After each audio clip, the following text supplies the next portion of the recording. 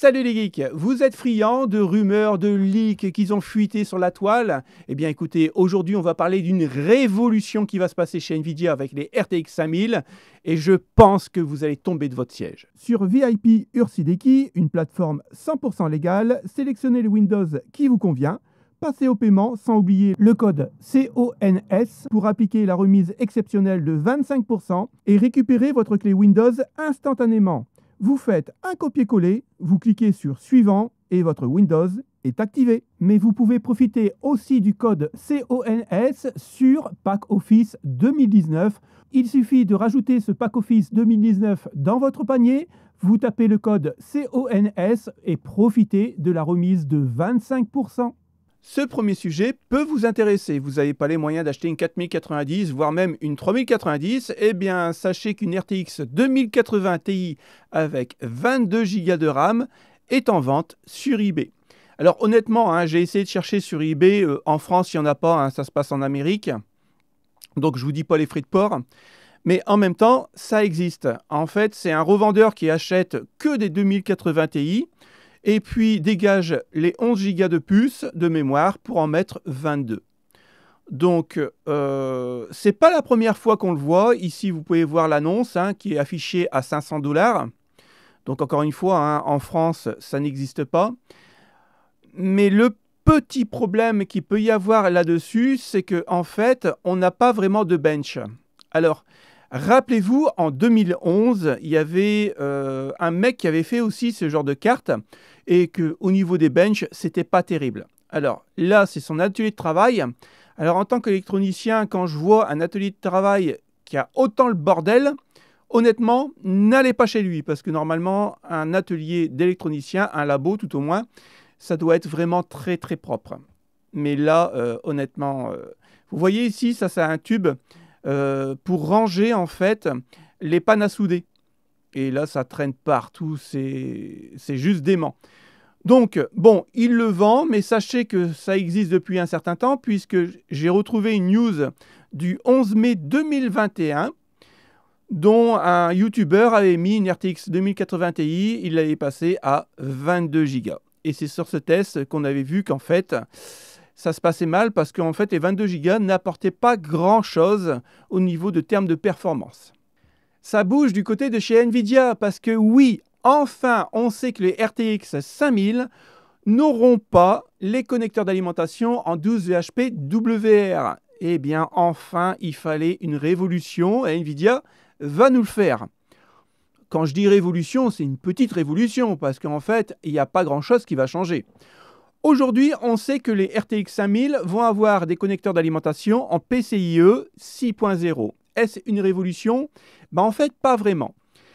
Il faut savoir que si vous achetez par exemple une RTX 5070 ou 5060, voire même 5090 Ti Super, eh bien il ne faudra pas s'attendre à prendre votre carte, le brancher sur votre port 16 fois en PCI et elle sera alimentée, loin de là. Aujourd'hui, on sait qu'on peut alimenter une carte graphique comme la 3050 6 Go, mais il ne faut pas qu'elle dépasse 75 watts de puissance maximale. Donc aujourd'hui, c'est un peu court pour lancer des RTX 5000 avec simplement ce connecteur d'alimentation en 16 fois PCI. Le PCIe 6.0 va débarquer en 2024. Mais attention, ça ne veut pas dire non plus qu'en 2024, par exemple la semaine prochaine, tout sera en PCI 6.0. Non, ça va débarquer en même temps que les RTX 5000.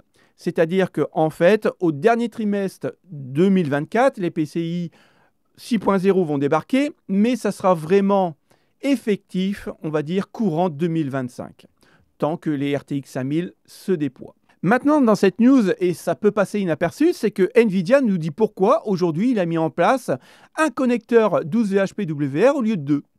En fait, comme je vous l'ai dit la semaine dernière, c'est juste pour une question de budget. Oui, il vend des millions de cartes graphiques. Donc, s'il met qu'un connecteur 12 VHP WR au lieu de 2 connecteurs 6 pins, en fait, il économise un connecteur. Sur des millions de cartes, ça fait quand même pas mal d'argent d'économiser. Donc, plus de marge pour leurs actionnaires et pour eux, bien sûr.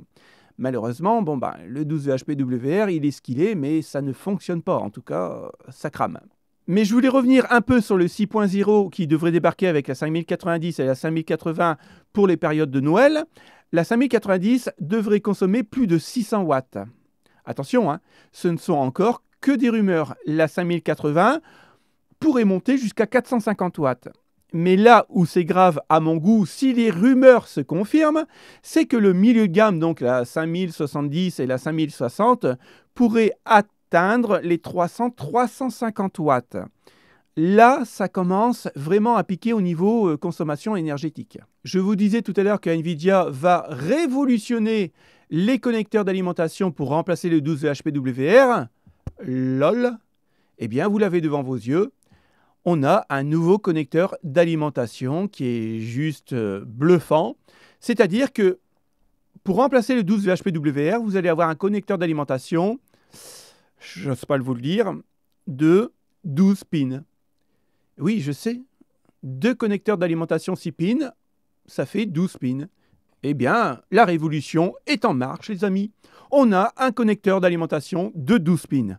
Je ne sais pas ce que vous en pensez, mais moi, je suis bluffé par les inventions de chez Nvidia. Sachez qu'il y a des ingénieurs qui ont travaillé dessus. Alors, honnêtement, Nvidia m'aurait dit comment il fallait faire. Pour 300 $, je le faisais. Honnêtement, je lui trouvais la solution pour 300 $. Je pense que je coûte moins cher qu'un ingénieur. Pour ceux qui voudraient un peu approfondir le PCI 6.0, voire même le PCI 7.0 qui devrait débarquer en 2027, écoutez, vous avez un article qui est assez court, mais qui regroupe bien tous les avantages du 6.0 et du 7.0. Alors, pour le 7.0, apparemment, ça serait peut-être alimenté directement par le 16 fois en PCI que l'on connaît actuellement. Aujourd'hui, comme je vous l'ai dit, c'est 75 watts maximum, mais dans un avenir proche, 2027, c'est que dans 3 ans, eh bien, on pourrait avoir ce genre de connecteur et oublier les futurs 12 pins de chez Nvidia. Pourquoi pas? On va parler d'alimentation PC, puisque ça rejoint un peu les nouvelles consommations des RTX 5000 qui devraient sortir. Et ça fait un petit bout de temps que j'ai remarqué, ça fait quasiment 1 an que j'ai remarqué une chose, c'est que les grandes marques, et peu importe la marque, mais les grandes marques qui fabriquent des alimentations, aujourd'hui, on nous parle de puissance entre 1000, 1300, 1400, voire même 1800 watts. Et aujourd'hui, parler d'une alimentation de quasiment de 1000 watts, 1200 watts, ça devient un sujet quand même banal. Avant, quand on parlait d'alimentation de 850 watts, c'était déjà bien le summum. Mais aujourd'hui, Yanni nous fait des blocs, comme vous pouvez voir ici, en platinium et bien sûr en gold, 850 watts, ça commence à 850 watts pour finir à 1000 watts et à 1300 watts. Alors effectivement, là c'est des alimentations comme vous pouvez voir avec des connectiques quand même assez bizarres puisqu'on est en L, des alimentations en L. Alors est-ce que honnêtement ça va changer quelque chose au niveau du câble management? J'y crois pas trop. Est-ce qu'ils n'auraient pas pu mettre tout ça sur la même tranche? Peut-être. Bon, c'est une bonne avancée, mais est-ce que ça va révolutionner le genre d'alimentation? Je ne pense pas. Mais du côté de chez MSI, eux ont des blocs d'alimentation de nouvelle génération de 1000 watts à 1250 watts. Et eux sont déjà mis au goût du jour puisque vous pouvez voir ici des connecteurs d'alimentation 2 fois 6 pins, donc pour les nouvelles RTX 5000. Mais aujourd'hui, est-ce qu'avec la norme des RTX 5000, on va passer au minimum à une alimentation, par exemple, pour avoir une 5060, à un bloc d'alimentation de 850 watts? Je me pose vraiment la question, puisque aujourd'hui, tout le monde nous dit faites des économies au niveau énergétique, parce qu'il n'y en aura pas pour tout le monde. Et on nous balance des alimentations de 850 watts minimum, voire 1300 watts. Il n'y a plus rien à y comprendre. La semaine dernière, je voulais vous parler de cette news qui est pour moi très importante et qui va peut-être changer le cours des choses. Peut-être pas au début, mais au fur et à mesure que ça va évoluer. À mon avis, la Chine va avoir un rôle à jouer dans la distribution des puces. Vous le savez que les États-Unis boycottent la Chine et que la Chine n'a plus le droit à certains composants et ainsi de suite. Alors la Chine, qu'est-ce qu'ils ont fait? Ils n'ont pas attendu, hein. Ils se sont dit, on va faire notre propre puce. Et on en avait déjà parlé à un certain moment dans la Tech Actu. Mais aujourd'hui, ça y est, les puces gravées en 5 nanomètres sont en cours de distribution et sont fabriquées par l'exploitant qui s'appelle SMIC. Ouais, pas le SMIC que l'on connaît à 1300 boules. Non, non, la société SMIC produit des puces de 5 nanomètres et c'est en cours de distribution.